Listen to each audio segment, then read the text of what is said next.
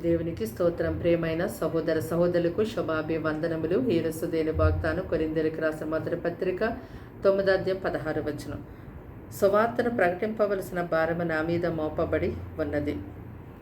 చూడండి, సువార్త అంటే యేసుక్రీస్తును గురించిన వార్తే సువార్త. యేసుక్రీస్తు వారి యొక్క శరీరంలో, ఆయన రక్తములో పాలిభాగస్తులుగా అయ్యేటటువంటి, అంటే ప్రభు బల్లలో పాలు పొందేటటువంటి ప్రతి ఒక్కరు కూడా యేసుక్రీస్తు వారి యొక్క మరణమును ప్రకటించవలసినటువంటి భారము కలిగి ఉండవల్లని దేవుడు సెలవిచ్చారు.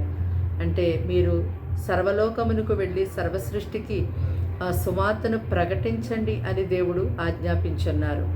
కనుక దేవుని యొక్క సేవకులు, ఆయన ప్రజలు ఆయన యొక్క సువార్తను ప్రకటించేవారిగా ఉంటారు.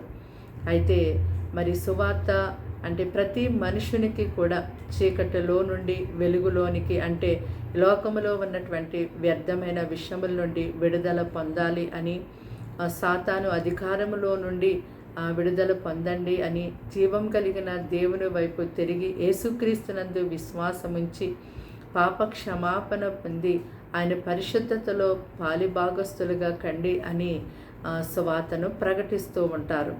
అయితే ఇంత మంచి మాటలను ఈ లోకానికి ప్రకటిస్తూ ఉంటుండగా మరి ఎన్నో ఆటంకములు దుష్టుడు కలుగు చేస్తూ ఉన్నాడు.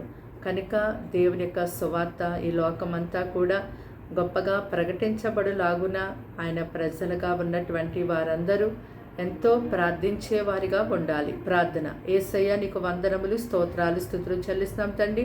ఈ మాటలు వింటున్న బిడ్డల్ని రక్తంతో కడిగి ముట్టి బలపరచండి. దినమంతా వారికి సహాయించండి. మంచి ఆహారము, ఆరోగ్యము, నెమ్మది, సమాధాన, సంతోషము ప్రతి ఒక్క విషయమందు వారికి సహాయాన్ని మీరు దయచేయమని ఈ ప్రార్థన మీకు సమర్పిస్తున్నాము. వారిని వైపు తిరిగి ఏదైతే అడుగుచున్నారో ప్రార్థనకి జవాబు దయచేయండి.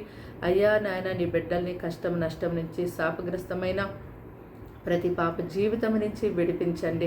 ఈ లోకమంతటా గొప్పగా సువార్త ప్రకటించబడులాగున సహాయం చేయమని యేసుక్రీస్తు నామములో ప్రార్థన సమర్పించడి వేడుకుంటున్నాం తండ్రి. ఆమేన్.